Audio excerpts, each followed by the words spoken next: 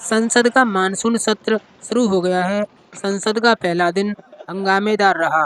लोकसभा में आदरणीय अखिलेश अध्यक्ष यादव ने महोदय, बीजेपी मैं सरकार पर हिंदी जनता और के मुद्दों को अंग्रेजी को लेकर जमकर जो निशाना कुछ साधा समझ सकता हूँ वो और यही कहा मैं कह कि सकता हूँ बीजेपी सरकार कि माननीय नाकामी मंत्री जी ने छिपाती ये है। कहा कि आदरणीय अध्यक्ष महोदय, मैं हिंदी और अंग्रेजी को जो कुछ समझ सकता हूँ वो यही मैं कह सकता हूँ कि माननीय मंत्री जी ने ये कहा कि ये उम्मीद है।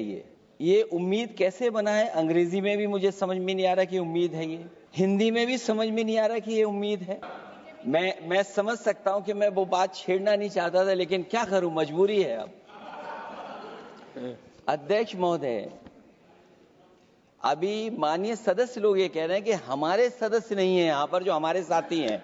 भारतीय जनता पार्टी में एक मुकाबला चल रहा है। भारतीय जनता पार्टी के अंदर मुकाबला चल रहा है कि खराब हिंदू कौन बड़ा है।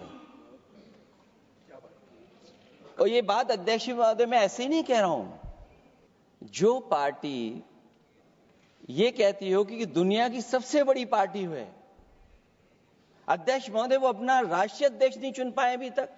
अध्यक्ष महोदय, भारतीय जनता पार्टी क्या है? अध्यक्ष महोदय, जो बात सोशल मीडिया या और जगह गुपचुप हो रही है, कहीं ऐसा तो नहीं था कि अभी कुछ दिन पहले यात्रा जो हुई है वो कहीं 75 वर्ष की एक्सटेंशन वाली यात्रा तो नहीं थी? अध्यक्ष महोदय, और नाकामी को एक आध नहीं है, मैं कई नाकामियां बता सकता हूं। अभी मैं माननीय सदस्यों को सुन रहा था, वो पुराने कई बिल उनके बारे में चर्चा कर रहे थे कि कितने प्रोग्रेसिव बिल लेकर के आए हैं। मुझे याद है, मैं उत्तर प्रदेश में उस समय था और मुझे लगा कि शायद इनकी वो बात ठीक होगी। एक ये बहुत तैयारी के साथ फैसला लेकर के आए थे और फैसला ये लिया था आधी रात के आज के बाद नोट नहीं चलेंगे, नोट बंद हो जाएंगे।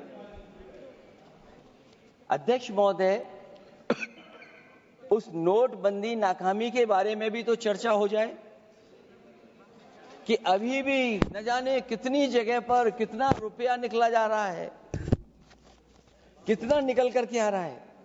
केवल नाकामी नोटबंदी की नहीं, नाकामी बेरोजगारी की भी है, नाकामी महंगाई की भी है, नाकामी किसान की आय दोगुनी नहीं कर पाए वो भी इनकी नाकामी है। मुझे याद है, एक माननीय मंत्री जी पूरे देश की नदियों के बारे में बीओडी बता रहे थे, लेकिन माननीय मंत्री जी ये भूल गए कि उनके शहर में, उनके क्षेत्र की जो नदी है उसकी बीओडी क्या है। गंगा क्या साफ हो गई? यमुना क्या साफ हो गई? स्मार्ट सिटी क्या बन गई? क्या गोद लिए हुए गांव इन्होंने गोद से उतार दिए? उनकी क्या दुर्दशा है? इसलिए मैं कहना चाहता हूं, ये नाकामी का पर्दा इस बार वक्फ बिल बना है। और सबसे बड़ी बात तो यह है कि जिसके लिए फैसला होना है उसकी बात को अहमियत न देना भी नाइंसाफी है। अध्यक्ष महोदय, नाकामी केवल यहां तक नहीं है।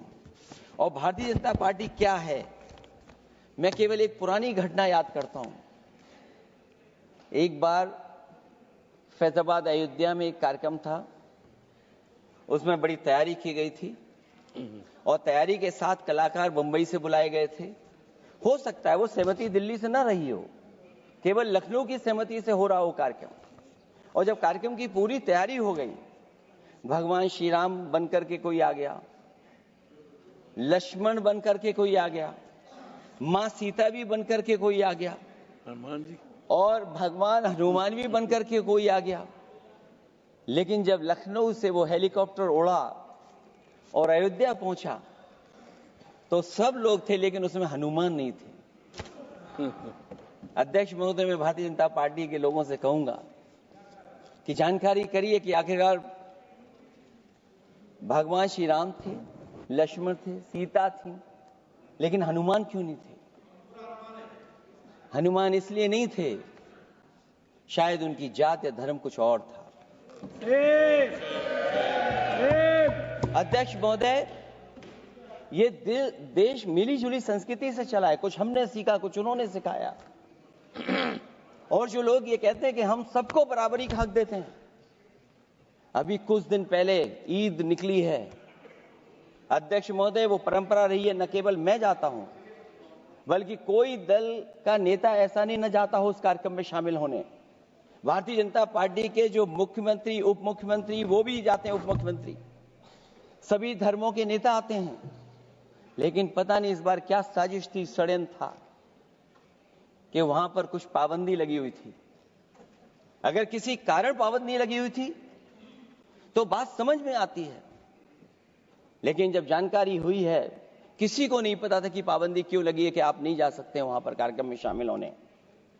क्या यही भारत है, यही संविधान हमें रास्ता दिखाता है? अध्यक्ष महोदय, मंत्री जी बताएं हमें, वो खुद भी माइनॉरिटी हैं, भगवान बुद्ध के रास्ते पे चलते हैं। भगवान बुद्ध का रास्ता दूसरा है। हम आपको अपना मानते हैं तब भी जब आप हमारे बहुत सारे ग्रंथों को नहीं मानते हैं, तब भी हम आपको अपना मानते हैं। आप हमारे पुराणों को नहीं मानते हैं, आप हमारे उपनिषदों को नहीं मानते हैं। लेकिन सोचिए, हम हिंदू वो लोग हैं जो आपको स्वीकार करते हैं और गले लगा करके चलते हैं। अब मैं दूसरे धर्म पे नहीं जाऊंगा, कोई नाराज हो सकता है। मैं दूसरे धर्म के बारे में नहीं जा सकता, मैं केवल यही बताता हूं। और मैं उत्तर प्रदेश में अध्यक्ष जी जहां से आता हूं, मैं अपमान नहीं कर रहा हूं, मैं सच बोल रहा हूं। और ये बिहार के चुनाव में जो आप कह रहे हैं कि महिलाओं को 2 मेंबर बना दिया, इस बार मैं भी देखूंगा आगे भारतीय जनता पार्टी कितनी महिला लोगों को टिकट देंगे वहां पर।